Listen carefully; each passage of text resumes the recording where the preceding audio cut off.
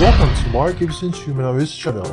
Accountant with designations CPA, MBA, CMA, ACPA, ASA, Australia.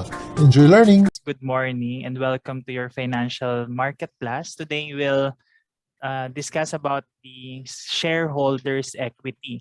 So last time we talked about capital stock, and then below capital stock we talked about the primary market and the secondary market. No? So we discussed about the Philippine Stock Exchange being the secondary market. At yun pala, meron ako error dun sa exam.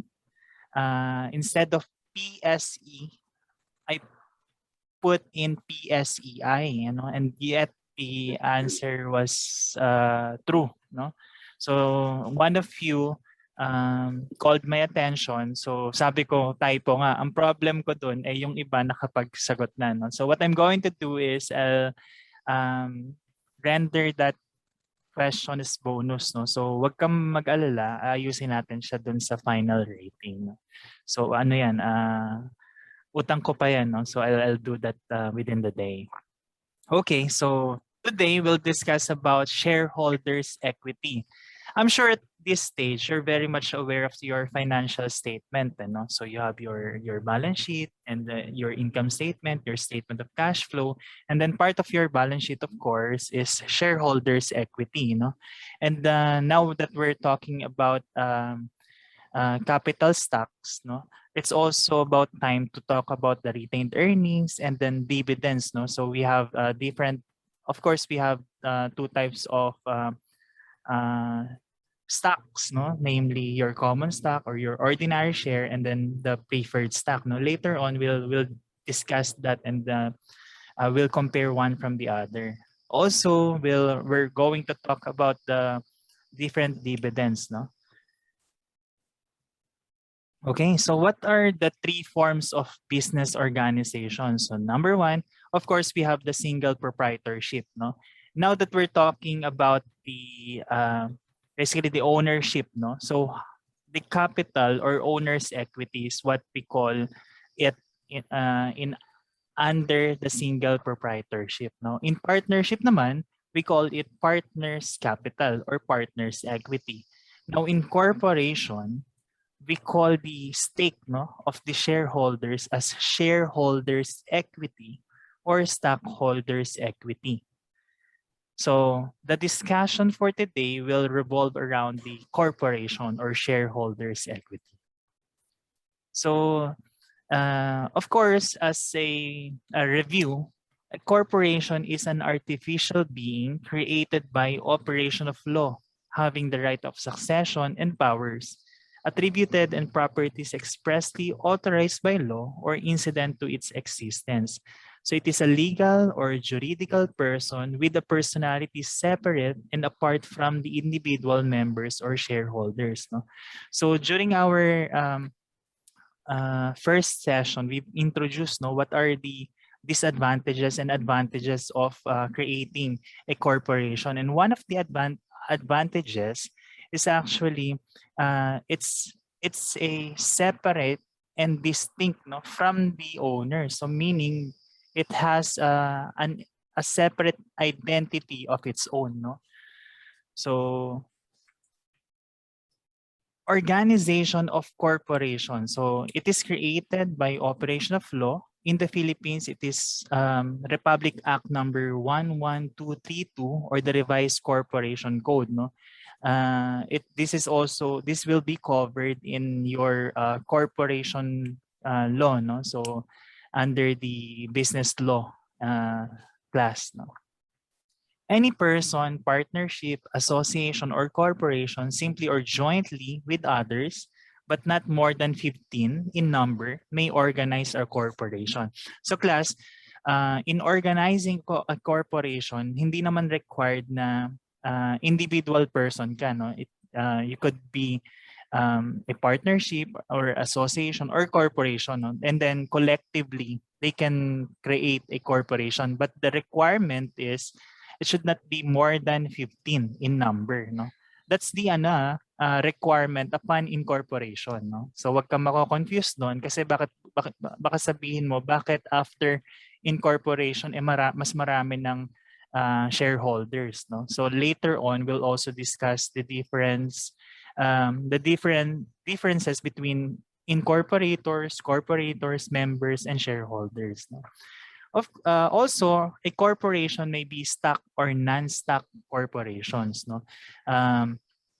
Basically, it's pag sinabi nating stock, syempre meron ang pinag-uusapan doon is shares, no? Shares of stock. Pag non-stock naman, ang usually ang mga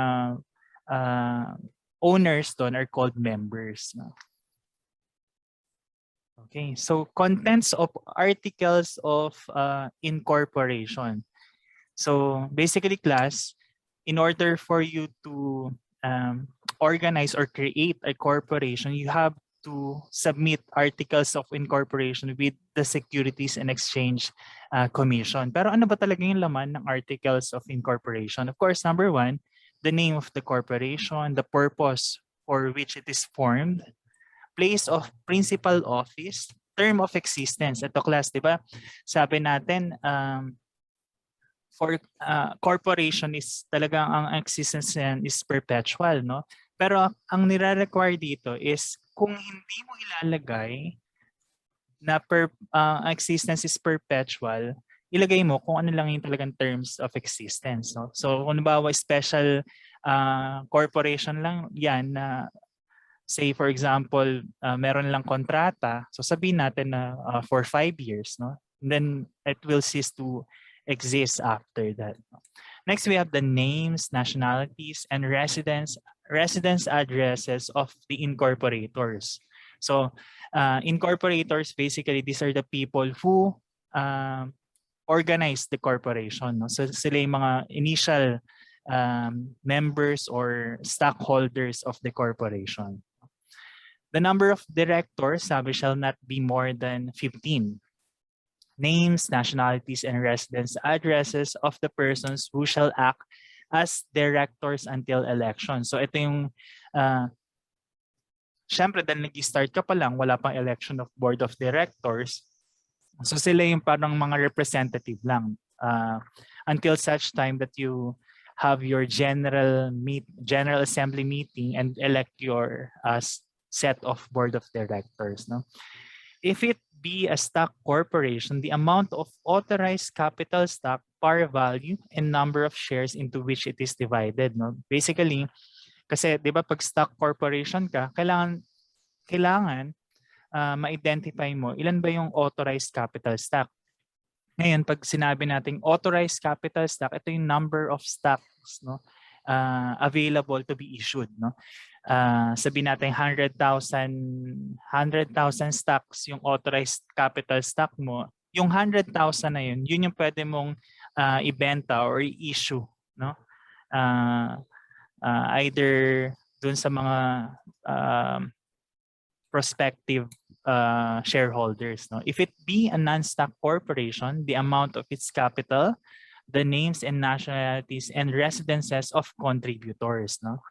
And ito na yung pinakamarami pa at marami pang iba. No? Such other matters consistent with law. Yan palagi, napaka-prevalent yan do sa mga requirements, no? Especially in Philippine law, no, and different agencies requirements, no, so encompassing, no, dahil nga meron kang such other matters consistent with law, so meaning to say lahat ng mga ire-require pa sa'yo ng agency, you have to comply with that, no?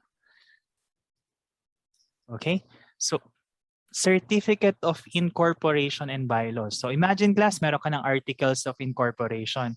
Ang tanong, created na ba si corporation? So, ang sinasabi ng corporation law, yes, meron ng name, pero the operation, I mean, you will commence operation upon securing certificate of incorporation from Securities and Exchange Commission. No? So, parang ito na yung pinaka-birth certificate mo, no? Birth certificate ng company.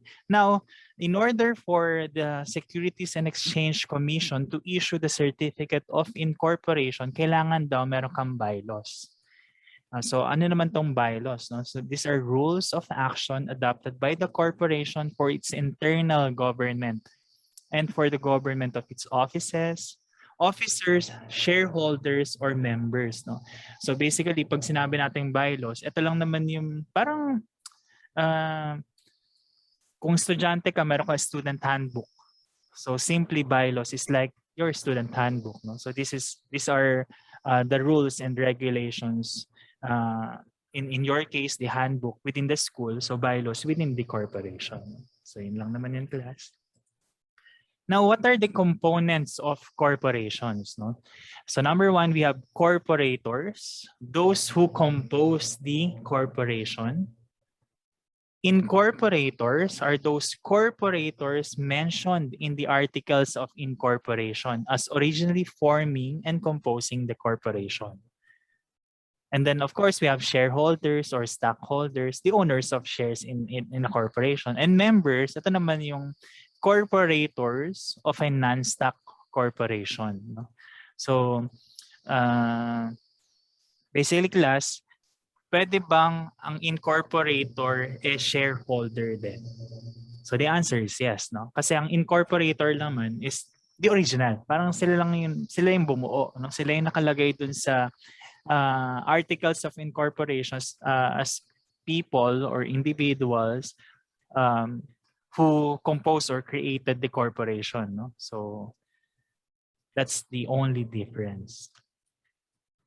Now, books and records of a corporation. So number one, we have minutes book. No? So it goes without saying, these are basically book of minutes, no? Minutes of the meeting. So every time there's a meeting, it's actually being formally recorded, no, by the secretary of the corporation.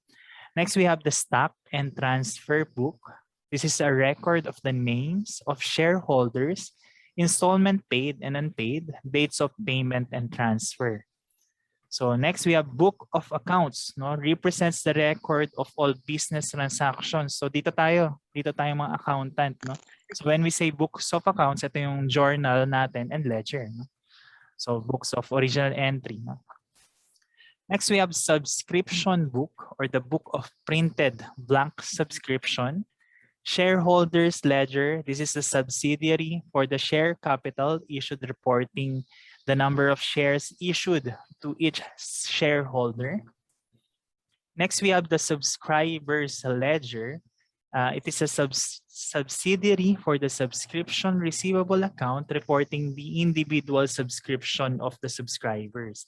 And last, we have the share certificate book, book of printed blank shares of certificates. No? So it's good to know all this book of records, no, of a corporation, especially that some of these are really, let's say, will have an impact in the accounting. No? So the subscribers ledger, for example, no, that's where you keep the record of the subscription receivable. No? All right. So, of course, we go now with the topic for today, shareholders equity. So, it is the residual interest of owners in the net assets of a corporation measured by the excess of assets over liabilities. Now, under shareholders, we have these different, say, subtopics. So, number one, share capital. This is a portion of the paid-in capital representing the total par or stated value of the shares issued. So class, pag sinabi kasi natin share capital, basically this is where we put in those issued stocks at par value if it's if par value is stated in the articles of incorporation. No, parang ganito lang yan. Sabi natin 100,000 yung authorized shares natin. Out of 100,000, 50,000 was already issued. Sabihin na lang natin na at 1 peso par, no? So 50,000 pesos, yun yung nakalagay sa share capital natin. Ngayon, kailan ba nagkakaroon ng stated value? So class, possible kasi na, sorry, mali yung example ko ng 1 peso kasi based on the corporation law, ang par value daw dapat is minimum of 5 pesos. Ha? Erase yun. Dapat daw 5 pesos per corporation law. Ngayon, yung stated value, if in case walang nakalagay na par value dun sa articles of incorporation ng corporation, no? So, kailangan mag-assign ng stated value. So kailangan syempre malagyan kung magkano yung price nun, no? At sinasabi ng corporation law, it should be minimum 5 pesos. So kung walang nakalagay at hindi nila nilagyan, so minimum 5 pesos yung ilalagay na stated value. So yun lang naman yun kung bakit nagkaroon dyan ng stated value. Next, we have subscribe share capital. So this is a portion of the authorized share capital that has been subscribed but not yet fully paid and therefore still unissued. So, syempre class, prior to issuance of the shares, syempre dapat 100% paid na, no? So, basically what's this telling us is that this portion is the unpaid, no? So therefore, hindi pa natin na-issue. Next, we have share premium. This is a portion of the paid-in capital representing excess over the par value or stated value. So ganito lang yan, class. For example, ang par value natin is 5. No? Then the market price is 10. So ganyan yan. So ibubook natin yung 5 na par value share capital, and then the excess will be booked as share premium. So basically, ito yung excess over the par value, no? So dito natin siya nilalagay sa share premium. Now, what is retained earnings? No? So retained earnings represent cumulative balance of periodic earnings, dividend distributions, prior period errors, and other capital adjustments, no? So basically, class, di ba, at the end of the year, whatever is the result in your income statement, sabi natin either income yan or net loss, di ba kino-close natin yan papuntang retained earnings, no? So yung retained earnings na yun yung kaya in IFRS it's called accumulated earnings, no? Accumulated profits, no? So basically, because doon talaga nilalagay lahat ng earnings natin for the period, no? Ano pa? So, 'di ba class, in your basic accounting na pag-usapan doon na kung sarado na yung books and then yet you have to correct something in your income statement. So sabihin natin na nagkamali ka recording ng sales revenue mo, close na yung books ng 2020, kita mo, hindi ko na alam kung anong year ngayon. So, close na yung books ng 2020. Nakapag-submit na tayo kay BIR and all, no? We found out this year na merong error, no? So, what we're going to do is we book it in retained earnings, no? So, direct na siya. Hindi kasi natin pwedeng i-open na yung nagsara, no? So, ang pinag-uusapan natin accounting pa rin, ha? Okay. So, capital stock. So, ito na tayo. Pinag-uusapan na natin yung items within the shareholders equity. So, this is the amount fixed in the articles of incorporation to be subscribed and paid in or secured to be paid in by the shareholders of the corporation, either in money or property or services at the organization of the corporation or afterwards, and upon which the corporation is to conduct its operations. So basically, class, this is the authorized share capital. Remember, in my example earlier, this is the full 100,000. No? Ito yung authorized share capital. This is the lot, no? The total shares that the corporation can issue. Share capital is divided into shares evidenced by a share certificate. No? Kaya palagi natin sinasabi last time, equity, this is your certificate of ownership. No? Well, because you really have the share certificate. No? Okay, so a share represents the interest or right of a shareholder in a corporation. Pero ano ba talaga itong mga rights of a shareholder? So number one, to share in the earnings of the corporation. So basically, class, of course, no, your intention in investing in a corporation is to share from its earnings, you know. So that's one of your rights as a shareholder, no. Number two is to vote in the election of directors, no. So um, uh, annually you have to elect directors, no. So as a shareholder, it's also inherent, no, as a right, no, as a right for you to vote in those general assembly meetings. Number three, to subscribe for additional share issues, right? This is what we call right of preemption or share right. So basically, class, um, we have to issue 10,000 additional shares, no? Sabi natin na from the 100,000, 50,000 na issue na, ngayon meron pang 50,000 na for issuance, no? So, ang sinasabi lang ng letter C is yung existing shareholders natin, they have the preferential right to be prioritized, no? So sila muna. Sila muna yung unahin ng pag-issuehan bago i-issue sa iba, no? So that's the right of preemption. Letter D, to share in the net assets of the corporation upon liquidation. So say for example, in the case na kailangan magsara ng corporation, so of course after, syempre, 'di ba?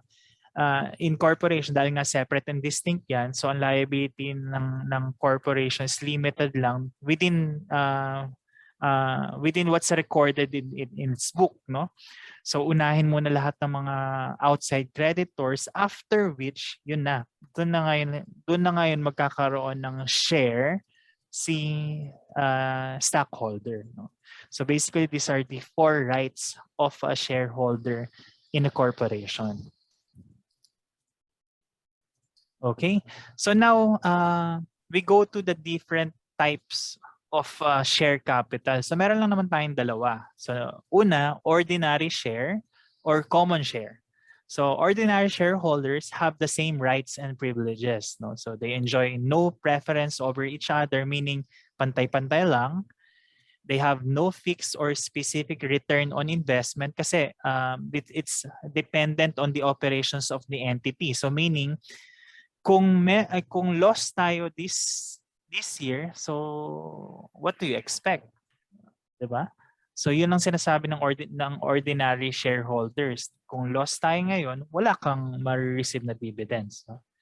Now, what about preference share, no? So of course, by the word itself, no, meron kang preferential, no? There's a preference granted to the shareholders. Paano yun? So preference on claims on dividends and net assets in the event of liquidation. Kasi plus, ito mga preferred stockholders natin, we treat them as if creditors, no? Kaya nga pag in the event of liquidation, sila yung inuuna. So parang ganito yan, outside creditors, preferred stockholders, and tayo na tuloy. And yun ang mga common shareholders, no? Yun lang, ang kaibahan lang din ng preference share at they have only a limited or fixed return on investment. Paano ba yan, class? Kasi upon issuance of preference share, nakalagay na agad doon, ilang percent lang yung pwede mong ma-receive as dividends, no? Unlike kay ordinary share, for example, during pandemic, nag-hit yung business, no? So sabihin na lang natin na nandoon pala yung business pala nila is nasa line of sabihin natin it's pharmaceutical company or nasa line ng medicine, no? So nag-boom. So in effect, tumaas ngayon yung revenue natin, tumaas ngayon yung net income natin. So therefore, meron tayong mas malaking retained earnings na pwedeng i-distribute among ordinary shares, no? Ang kaibahan ni preference share,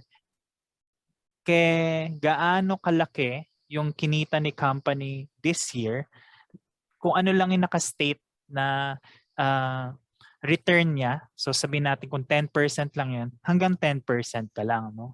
You can't go up or you cannot receive more than 10%, no? So Maganda sa preference share, yes. Ikaw ang inuuna. Pero, yun nga, hanggang dito ka lang. No? Parang ganun sinasabi. Unlike kay ordinary share, pantay-pantay tayo. No? Okay. So, with that, let's go to discussion problem 1. No? So, gawin lang natin is let's apply those concepts that we have discussed and reinforce it no, by way of solving discussion problem number 1. So let me share my screen.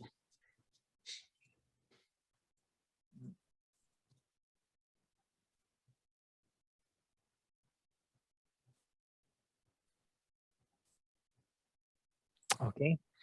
So problem number 1.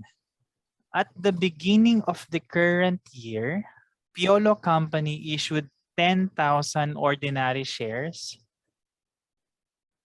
of 20 par value and 20,000 convertible preference shares of 20 pesos par value for a total of 800,000. At this date, the ordinary share was selling for 36 pesos and the convertible preference share was selling for 27 pesos. O isa-isahin muna natin ano ba yung pinag-uusapan dito.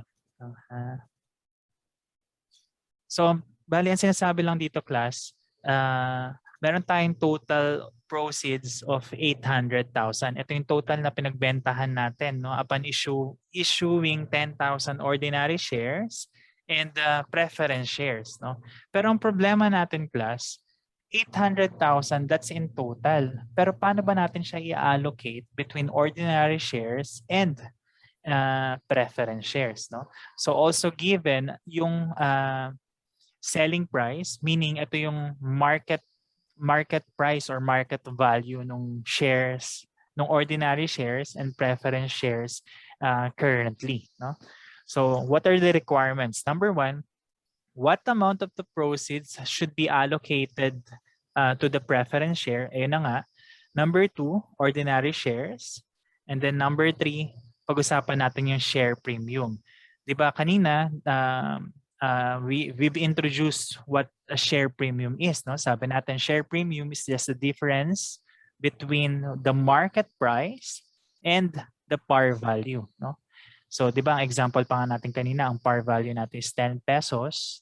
Ang par value natin is 5 pesos. Ngayon, ang market price is 10. So, meron ka share premium of what? How much? 5 pesos. No? So, let's apply those concepts no using discussion problem number 1. Paano ko ba ito alisin?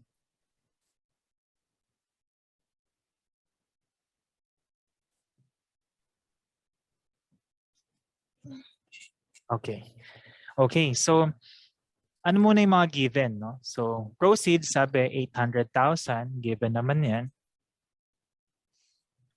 Tapos ordinary shares na in-issue ilan nga? 10,000. Ayun, given pa rin 'yan.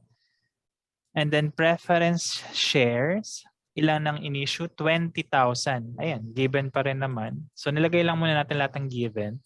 And then how much yung par value? So kay ordinary share, it's 20 and also 20 for the preference share. No? So wala pa tayong ina-analyze. Nilalagay lang muna natin what are the given information. No? So next, we now have to allocate the 800,000. Pero paano ba natin siya i-allocate? Of course, by using the market value. Siyempre, imagine class, you're issuing the shares. No? Pero ano ba yung ina-expect mong price? No? Siyempre, yung going market price. No? So ito yung selling price or the market price, market value during the issuance date. No? So for ordinary shares, that's 10,000 shares multiplied by 36. 36 again, this is the market price. So yun yung selling price. No? And then for preference shares, it's 20,000 multiplied by how much? 27. Okay? So total market value is 900,000. Pero ang proceeds natin is 800,000. No? Paano natin ngayon i-allocate yan? Papunta sa ordinary share at papunta sa preference share, no? So we have to use fraction, no? So we have to allocate it, no, pro rata. So pag sinabi natin pro rata, may weight, no? So ang weight natin is 360 over 900 for ordinary shares or 40% kay ordinary shares. Kay preference share naman, that's 540 over 900, no? So that's or equivalent to 60%. Now, we have to get the proceeds. So again, paano natin i-compute yun, no? So remember, the total proceeds is 800,000. 800,000 multiplied by 40%. So that's 320,000 for ordinary shares. And then 800,000 multiplied by 60% or 0.6. So 480,000 naman for preference shares, no? So yan na yung question number 1. Question number 1, what amount of the proceeds should be allocated to the preference shares? So the answer is 480,000. Question number 2, what amount of the proceeds should be allocated to the ordinary shares? So the answer is 320,000. So total is 800,000. Ngayon pag-usapan natin yung numbers 3 and 4, no? But this is in relation to share premium naman. Okay?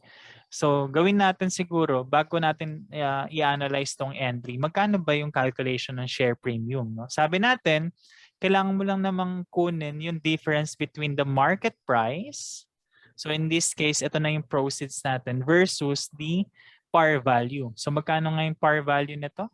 So yan, computing lang natin.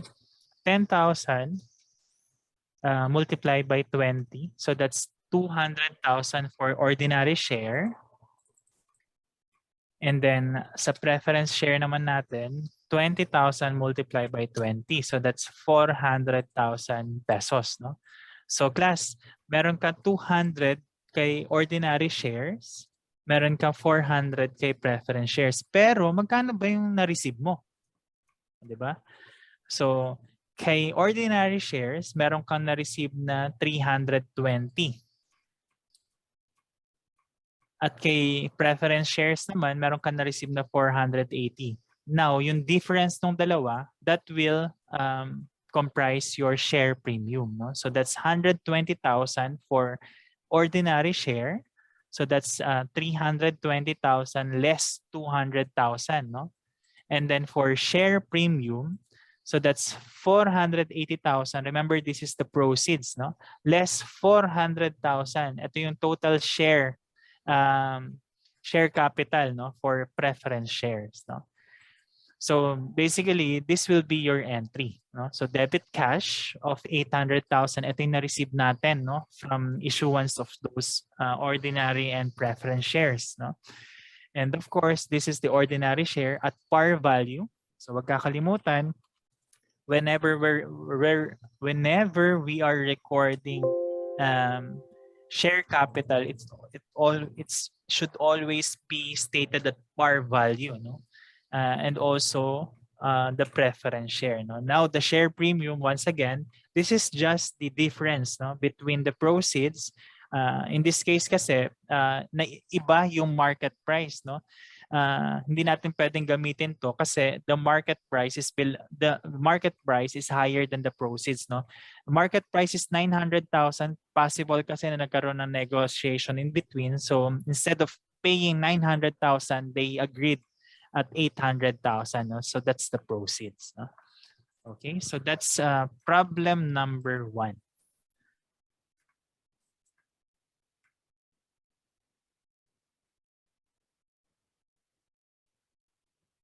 Okay, so let's go now to problem number 2. Okay, so another illustration, no, to reinforce the concept. Paano ko ba to alisin? Medyo annoying siya. Ayan, dyan na lang siya. Okay. So problem number 2, let me read the requirements first. What amount should be reported as share capital at year end? Number 2, what amount should be reported as share premium? So at this stage, mukhang nakukulitan ka na if we keep talking about share premium, no? Sabihin mo sa akin, alam ko na yan, no? But practice naman natin na 'to, no? Number 3, what amount should be reported as shareholders equity at year-end? Remember, no? What are the components of your shareholders equity? So meron kayong contributed capital plus the retained earnings, no? And number 4, what amount should be reported as contributed capital at year-end, no? So isa-isahin natin. Let me read the problem first, no? At the beginning of the current year, Piolo Company was organized and authorized to issue 100,000 shares with 50 pesos par value. Question, itong 100,000 shares, ano to class? This is your authorized shares, no? And then 50 pesos, of course, is your par value. Now, during the current year, the entity had the following transactions relating to shareholders' equity. So bullet number 1, issued 10,000 shares at 70 pesos per share. So remember, meron kang 100,000 authorized shares. O ngayon, nag-i-issue na tayo. So number 1, issued 10,000 shares at 70 pesos per share. Number 2, issued 20,000 shares at 80 pesos per share.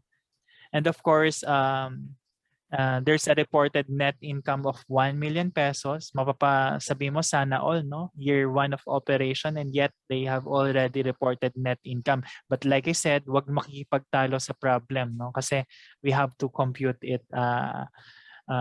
using the given information, no? Bullet number 4, paid dividends of 200,000 pesos. So imagine, no, year 1 of operation, kumita ka, then nag-pay ka pa ng dividend, no? So happy-happy ka kung nakabili ka ng shares dito sa company na to, no? Company Piolo. And then number 3, purchase 3,000 treasury shares at 100 pesos per share. So this is another new concept, no? Pag-usapan natin, what are treasury shares ba? So basically, class, treasury shares are also our own shares, no, that we have issued, and yet we're calling it back, no? So we are repurchasing it, no, for different reasons, like gusto natin i-keep yung shares within the corporation, no? So basically, treasury shares, again, these are already issued shares that we are repurchasing, no? Okay. So isa-isahin natin ngayon yung requirements. So number 1, ang tinatanong lang sa atin, how much is the share capital? So tandaan, pag share capital ang pinag-uusapan, ito yung mga na-issue natin na shares and reported or recorded at par value, no? So ano ba yung mga issuance natin? So number 1, we have issued 10,000 shares. How much ulit? At 50 pesos par value. So that's 500,000. Next, we also issued 20,000 shares at 80 pesos per share.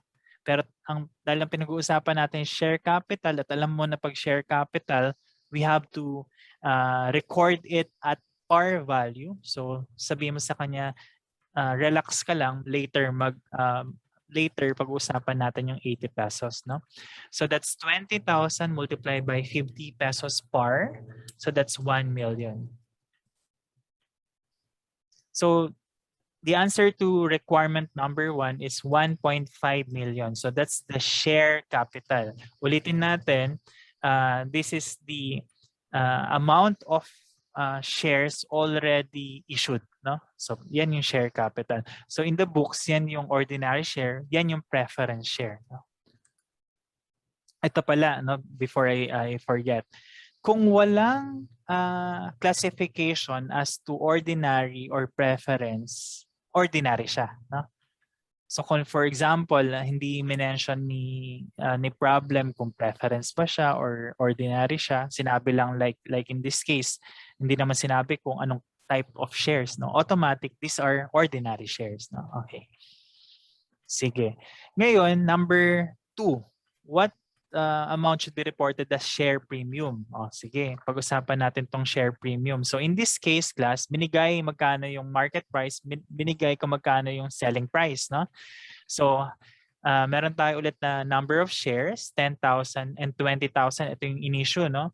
Siyempre, sabi natin, to get the premium, we have to compare it with the par value. The par value is 50. Yung unang issuance was sold at 70, no? Ayan. And then the 20,000 lot or 20,000 shares was sold at 80 per share, no? 80 per share, no? So get the difference. So 70 less 50, that's 20. 80 less 50, that's 30. So multiply mo dun sa number of shares para makuha natin yung share premium. So that's 10,000 multiplied by 20, that's 200,000. 20,000 multiplied by 30, so that's 600,000. Ayan. So the total share premium is 800,000. Okay? All right. Ngayon, pag-usapan natin yung requirement number 3. In requirement number 3, what amount should be reported as shareholders equity? Okay? So sa shareholders equity, syempre may mga components, no? Sabi natin, yung contributed capital and retained earnings, no?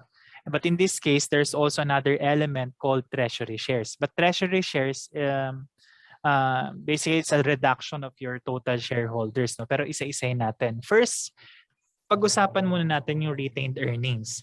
So sabi natin, class, retained earnings, basically, this is your accumulated profit, no? So meron kang net income, doon mo ilalagay sa retained earnings mo. And mind you, sabi ng problem, this is the beginning of the current year, no?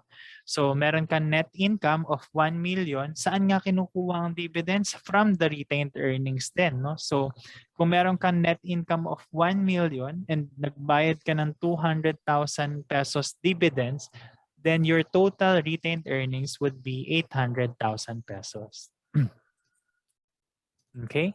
Ngayon, meron na tayong data to calculate the total shareholders equities. Of course, una yung share capital. Pero napag-usapan natin to kanina, di ba? Share capital is 1.5 million. So okay ka na dyan. Number 2, share premium. Na-calculate na rin natin kanina. So that's 800,000 pesos. Retained earnings, we just calculated it earlier. No? So that's 800,000 pesos. Now, for the treasury shares, sabi natin ulit, treasury shares, these are recorded at cost. No? These are our own shares that we have repurchased. No? So binili natin pabalik. No? So this is a deduction to your total shareholders. So that's 3,000 multiplied by 100 pesos per share. So that's 300,000 pesos. So therefore, your total shareholders equity is 2,800,000 pesos. Okay, so that's requirement number 3. Now let's go to requirement number 4. What amount should be reported as contributed capital at year-end? O, tandaan class, dahil contributed capital to, it should comprise of 2 elements. So number 1, your share capital, and number 2, your share premium. No? So therefore, the total contributed capital is 2.3 million. No? So that's 1.5 from the share capital. Again, na-compute na natin kanina. Kaya nga, what I suggest you to do, class, especially in these types of problem is, syempre, mahilig kasi tayo kung saan-saan lang magsasolve, di ba? Ayusin mo na in good form yung calculation mo para at least hindi ka pa ulit-ulit na nagko-compute, no? So in this case kasi, I'm just presenting it kaya nasa Excel file, no? But in your case, make sure na, syempre, number 1, na nababasa mo at least, no? Ikaw man lang sa sarili mo, nababasa mo yung sulat mo. Kasi kung ikaw hindi mo nababasa yung sulat, mas malaking problema yon, no? Pero kung napansin mo, yung advantage of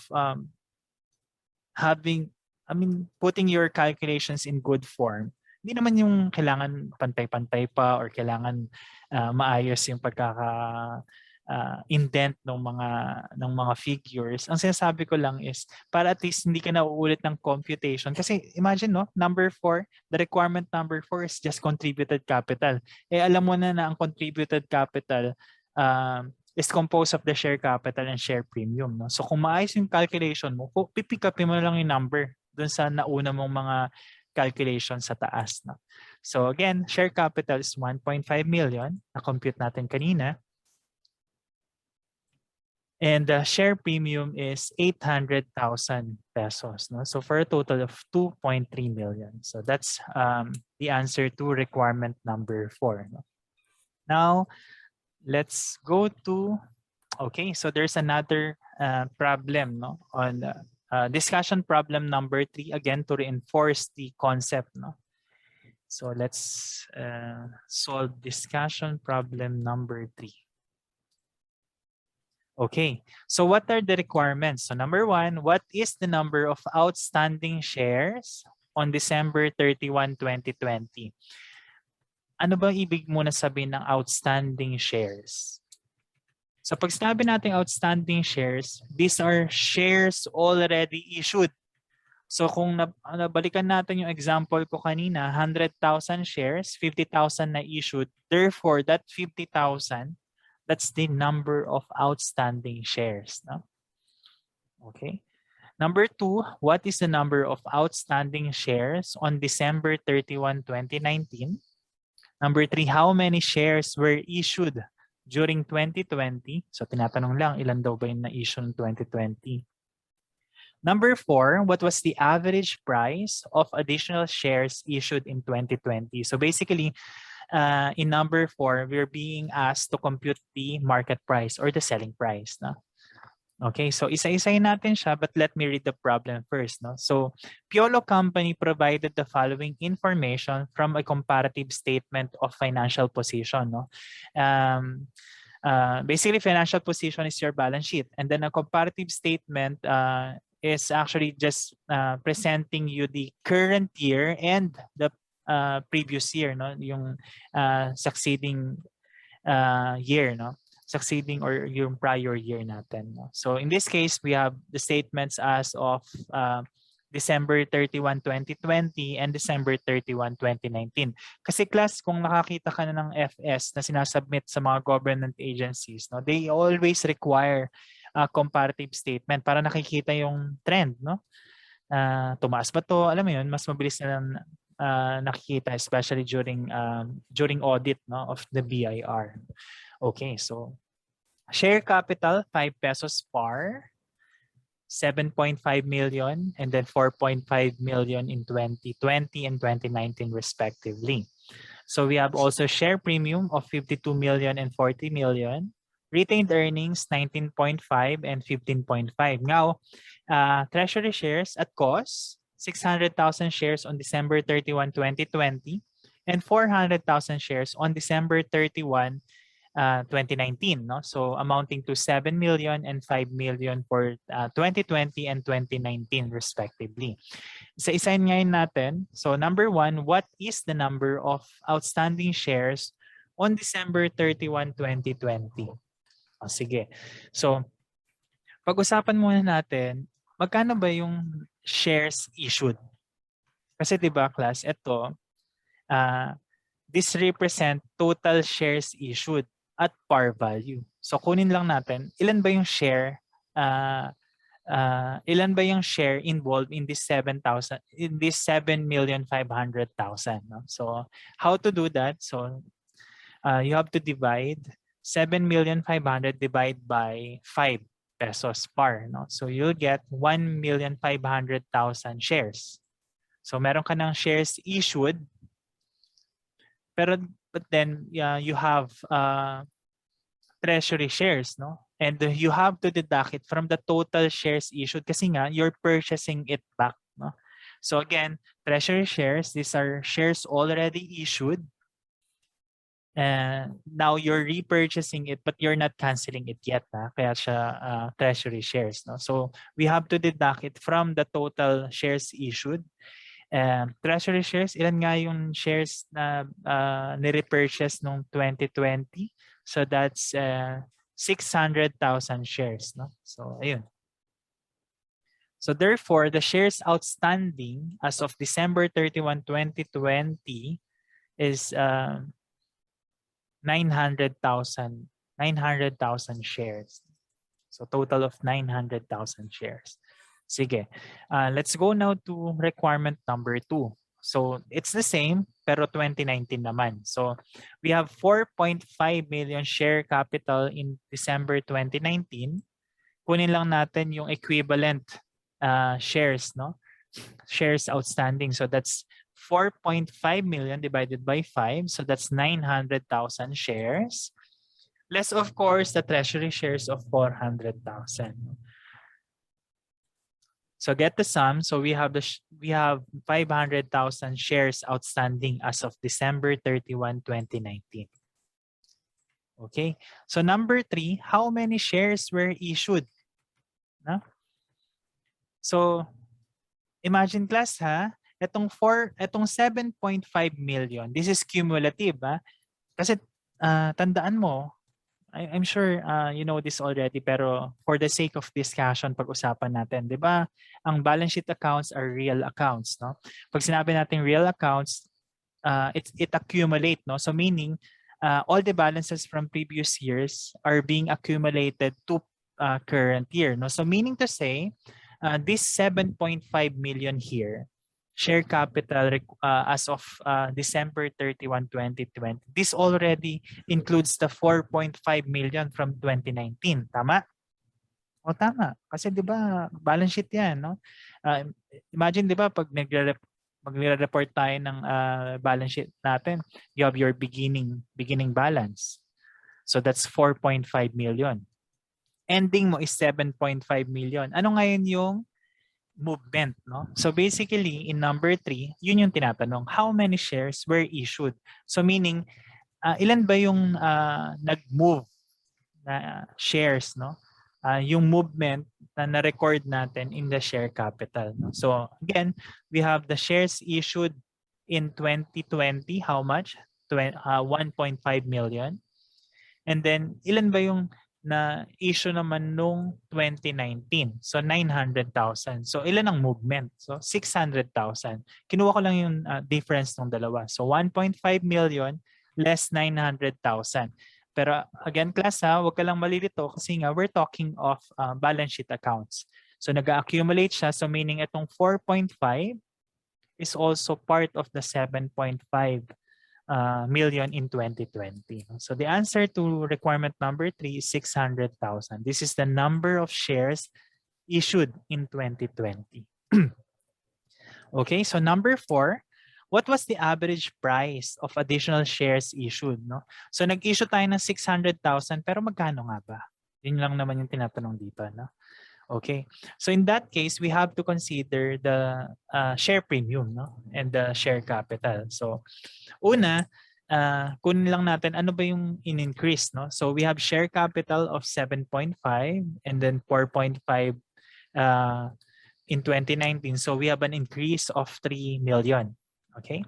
Now for the share premium, ano nga ulit ang share premium, no? So, plus, di ba, pinag-uusapan natin, pag sinabi natin share premium, this is the in excess of the par value. So, meaning, nakapagbenta tayo higher than the par value. So, dito siya pupunta. Pero, ang concept kasi nito, class, di ba, by issuing shares, hindi naman tayo dapat talaga nagre-record na meron tayong kita. Kasi, essentially, hindi naman talaga yan, hindi talaga siya kita, no?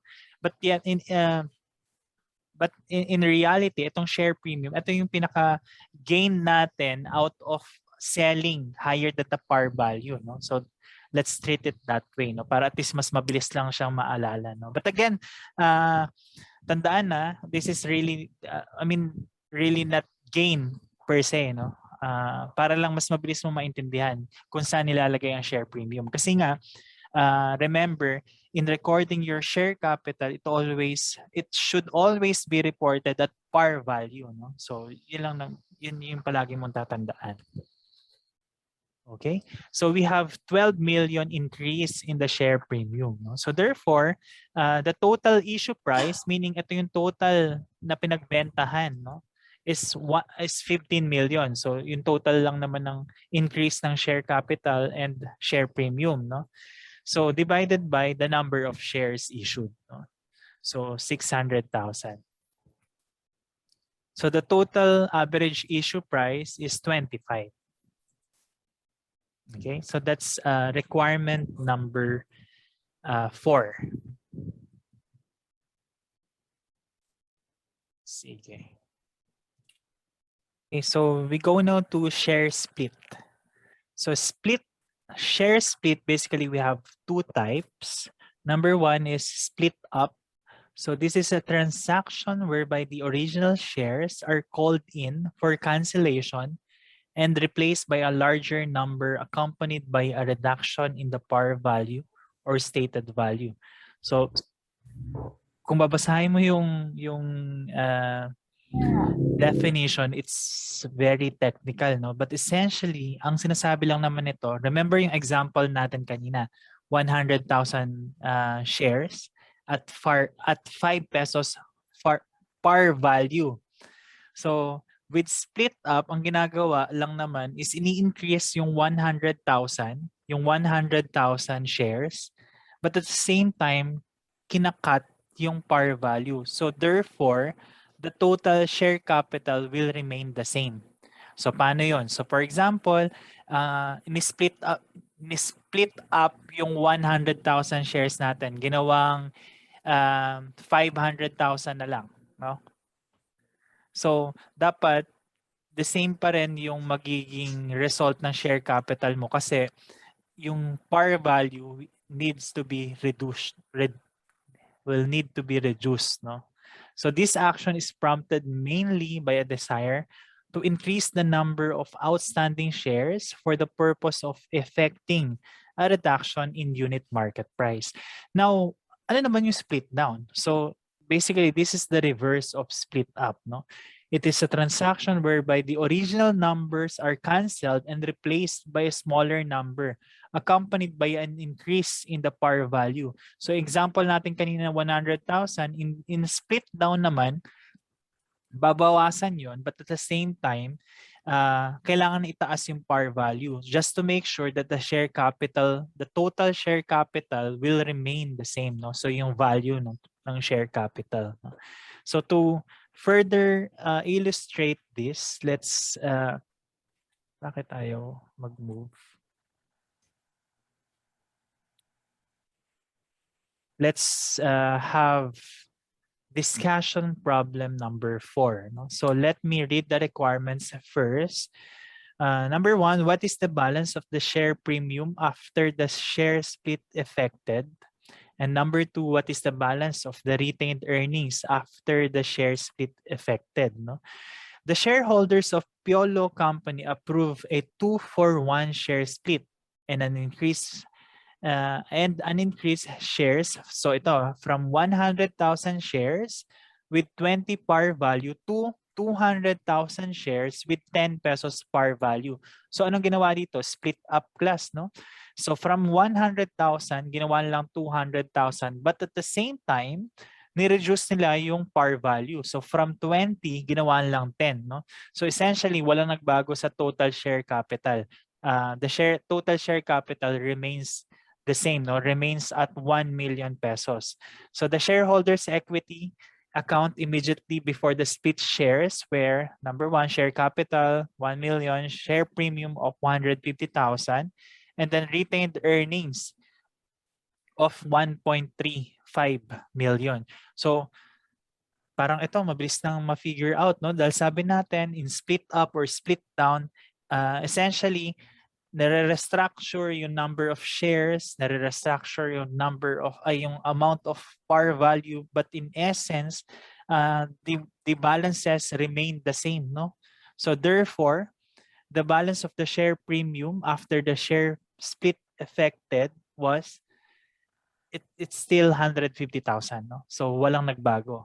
So question number 2, what is the balance of retained earnings after share split?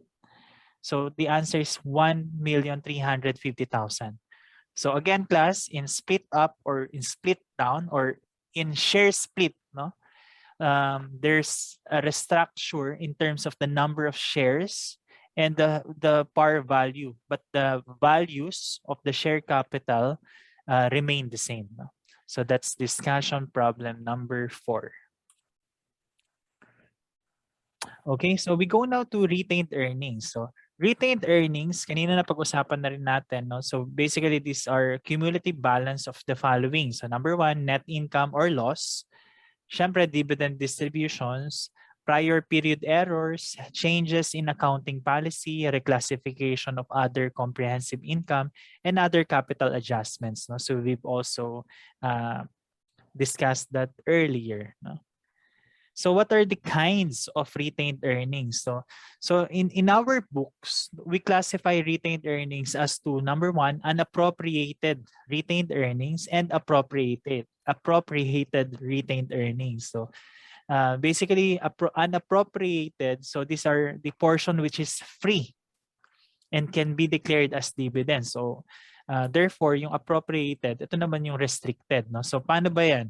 Sabihin lang natin na we have a net income of 1 million, no, from last year. So syempre, punta siya sa retained earnings, no, 1 million. But then the board restricted, sabi sa board meeting, 500,000 of the retained earnings will be used to expand our business.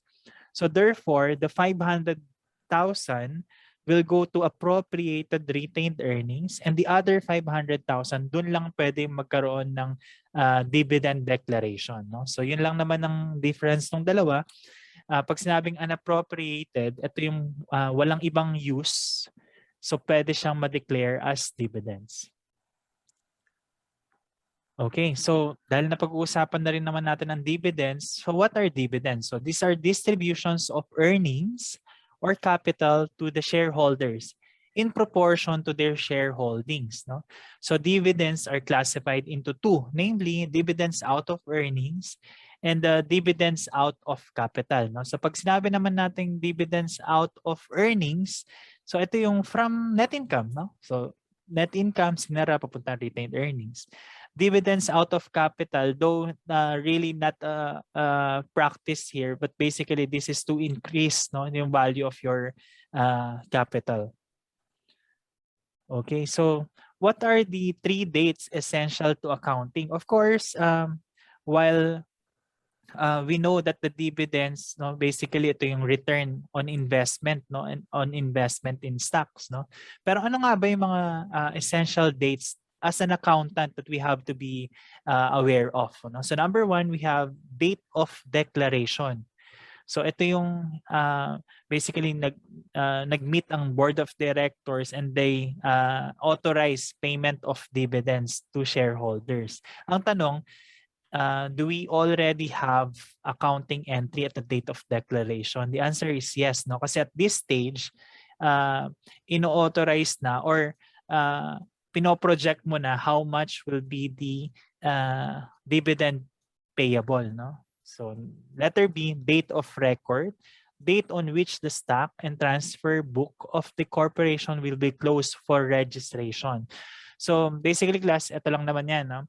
Nag-declare ka ng dividends, nag-declare ka at this date, sabi natin na October nag-declare ka, sabi sa declaration, so lahat ng stocks na pasok hanggang January, sila yung entitled for dividends. No?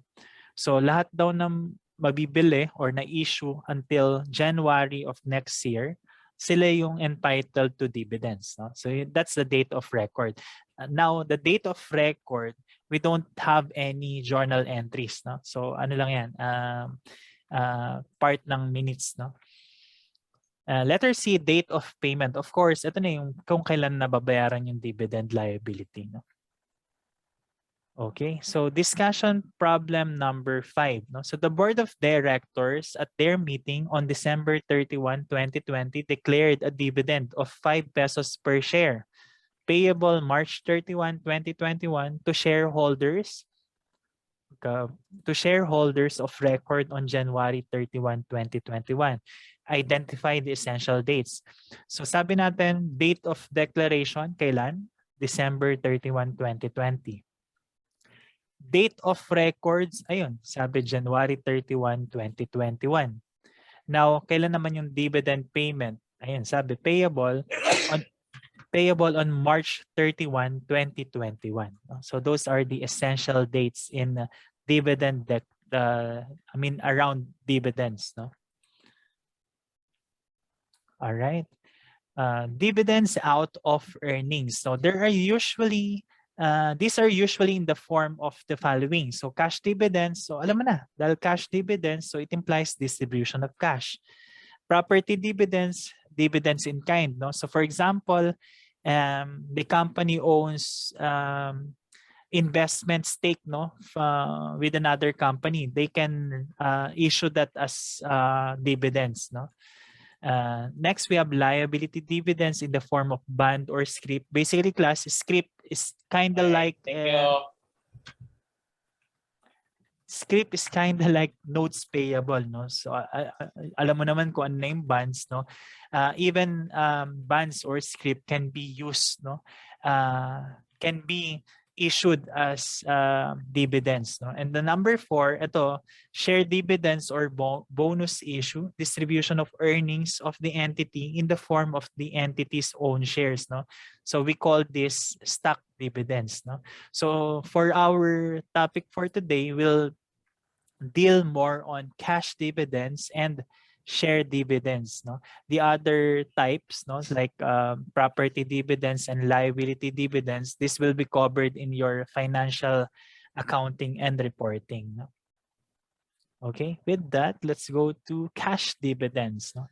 Cash dividends are the most common type of dividend. The term dividend standing alone implies distribution of cash. Dividends may be expressed as follows. A certain amount of pesos per share. So sabi kanina sa example, so 5 pesos, 5 pesos will be paid as dividend for every share. And then it can also be expressed as a certain percent of the par or stated value. So sabi natin 10% of the par, 10% of the par value. No? So again, date of declaration, a current liability is recognized. Date of record, wala tayong entry.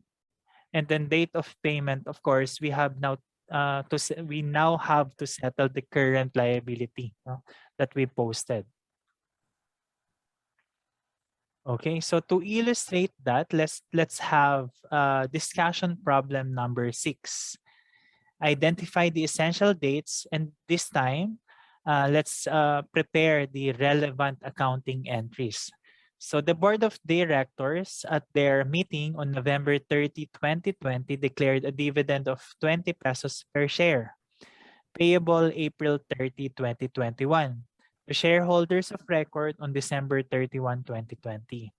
The entity had 20,000 shares issued and outstanding with par value of 100. No? So let's go now to problem number 6. Okay. So problem number 6, again, let's identify first the essential dates. No? So of course, we have the date of declaration. The date of declaration is on November 30, 2020. So okay tayo dyan. Date of records, December 31, 2020. Pero alam na natin na pag date of record, wala tayong accounting entry. So okay na rin tayo dyan. No? And of course, date of payment. Kailan nga babayaran yung dividends? Ang sabi, it will be paid on April 30, 2021. So we have satisfied part of the requirement. Now let's go to the relevant accounting entries.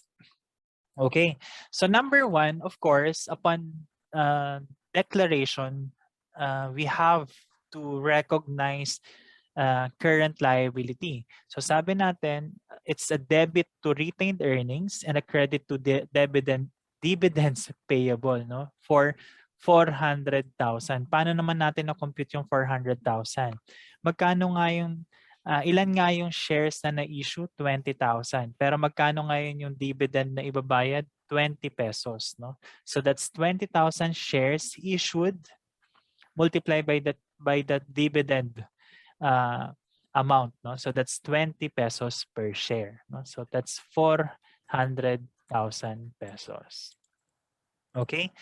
Of course, by April 30, 2021, we have now to settle, or we have to pay the dividends. No? So we have recognized the dividends payable. So it's dividends payable and credit cash for 400,000. So that's the relevant accounting entries at this dates.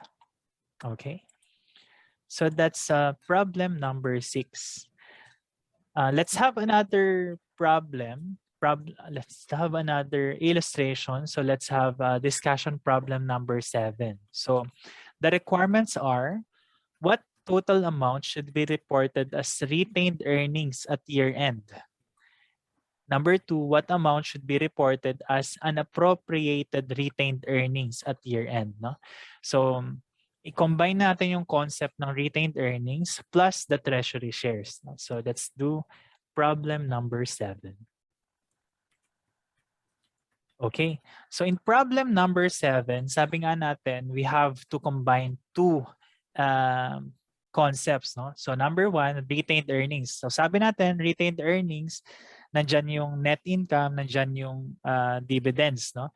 So in this case, let me read the problem first. No? Piolo Company issued 200,000 shares of 5 pesos par value at 10 pesos per share. No? So alam mo na agad na may share premium. Pero dahil retained earnings yung pinag-uusapan, sabihin mo sa kanya na I don't care, no? Kung meron ka mang 10 pesos per share dyan, hindi ikaw ang kailangan ko. No? On January 1, 2019, the retained earnings amounted to 3 million. So sinasabi dito January 1, 2019. So therefore, this is the beginning balance. No? In March 2019, the entity reacquired 50,000 shares at 20 pesos per share. In June, the entity sold 10,000 of these shares to corporate officers for 25 pesos per share. The entity used the cost method to record treasury shares. No? Okay. And the net income for the current year was 600,000. So you have beginning retained earnings of 3 million given. Of course, you have to add the net income. No? So that's 600,000. So meron ka ng dalawang factors.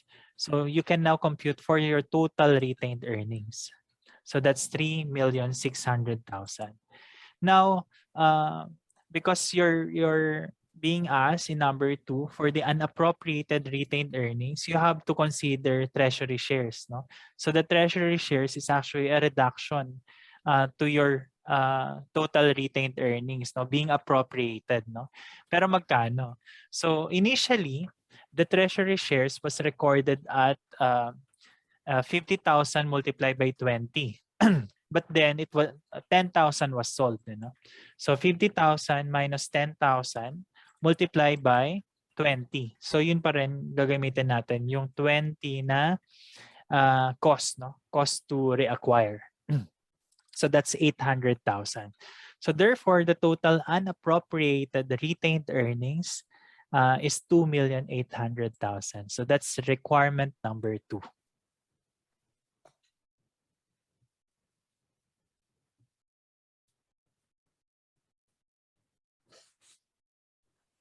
Okay. So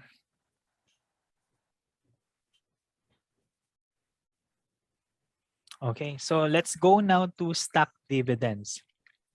So stock dividends are distributions of the earnings of the entity in the form of entity's own shares. No? So of course, we have to talk about these essential dates. So date of declaration, retained earnings are being capitalized. So meaning it's being transferred to share capital. No? Letter B, date of record, again, there's no entry. Date of issuance, entry for the issuance of shares. No? Okay. So stock dividends, so another concept, no? If the share dividends is less than 20%, take note of this class, the amount charged to the retained earnings is equal to the fair value on the date of the declaration, no? However, fair value should not be lower than the par value. So sinasabi lang naman dito, class, na kung ang share dividends is less than 20%, less than 20%, we need to record it at fair value. Ano nga ba yung fair value? Yun yung current market price, no, of the shares. No? If the share dividends is 20% or more, O yan na. The amount charged to the retained earnings is equal to the par value. So yun lang yung difference ng dalawa. Nilagyan natin siya ng nilagay natin siya rito at least para mas mabilis tandaan na meron in stock dividends may bearing kung ilan yung percentage no being declared as stock dividends. Okay? So, well, to illustrate that, let's have problem number 8. So, problem number 8, what are the journal entries on date of declaration? So, date of declaration lang naman pala. So, we have share capital. Tama ba yan? Okay. Share capital, 100 pesos par, 20,000 shares authorized, 10,000 shares issued and outstanding. So for a total of 1 million pesos. So we have share premium of 500,000, retained earnings of 500,000. Now, here, the entity declared 20% share dividend or 2 shares for every 10 shares held, or a total of 2,000 shares as share dividend. So what are the journal entries on the date of declaration? So sabi natin, dahil 20% yan, ang kailangan ng retained earnings natin should be expressed using the par value. No? So magkano ba yung par value natin? Sabi 100 pesos. Pero ilan ba yung shares na pinag-uusapan dito? Ayun, 2,000 shares. So 2,000 multiplied by 100, so that's 200,000. So debit retained earnings of 200,000 and credit share dividend payable of 200,000. Class, this time, while this is share dividend payable, this is not part of current liability. This is part of your shareholders equity. So don't be confused. Kanina, when we're talking about cash dividends, we recorded dividend payable. And yes, that's part of current liability. But this time, we're issuing shares kasi, no? So there's no way uh, we should consider share dividend payable as liability. It's not, no? It's not a liability. So it's part of your shareholders equity. Okay? So that's problem number 8.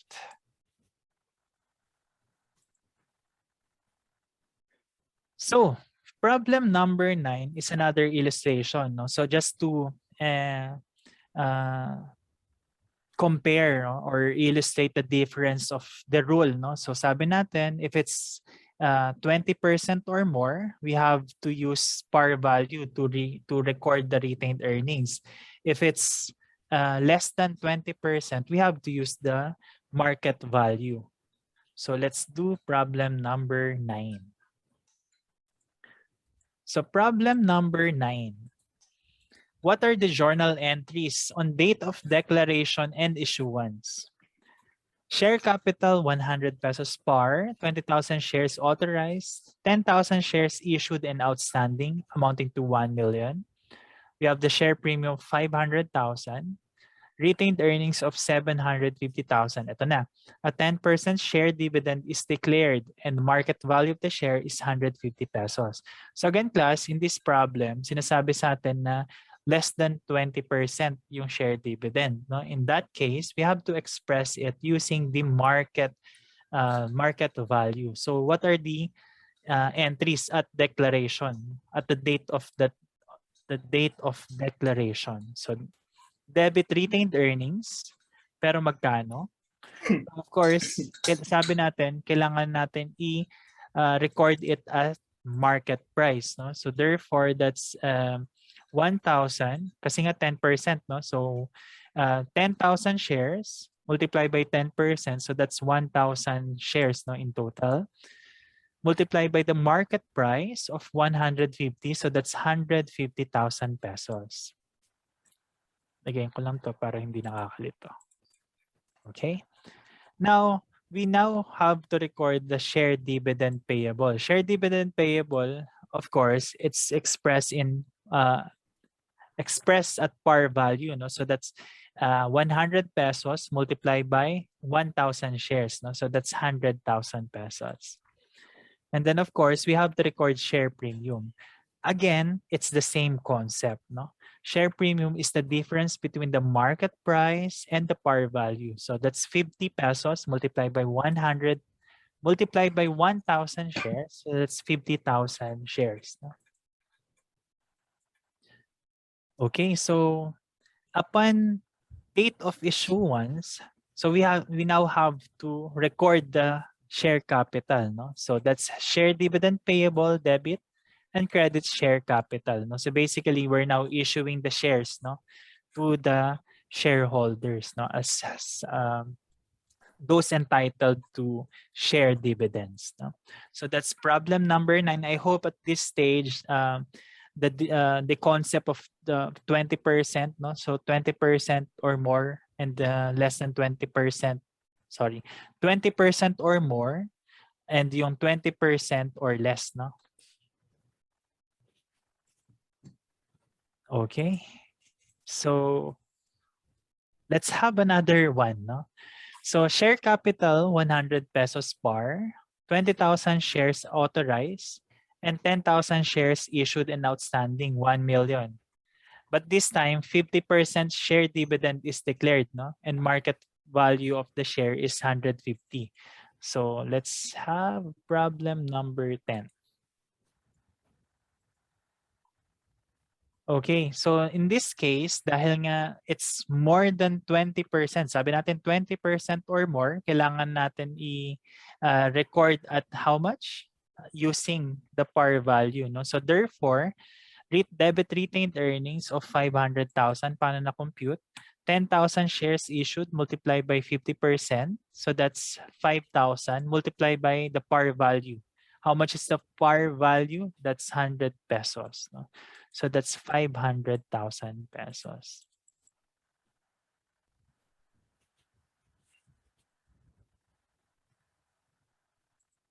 Okay.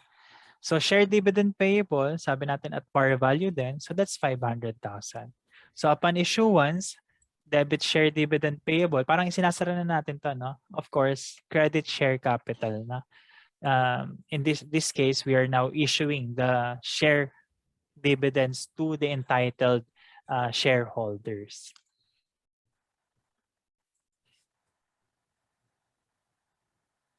Okay.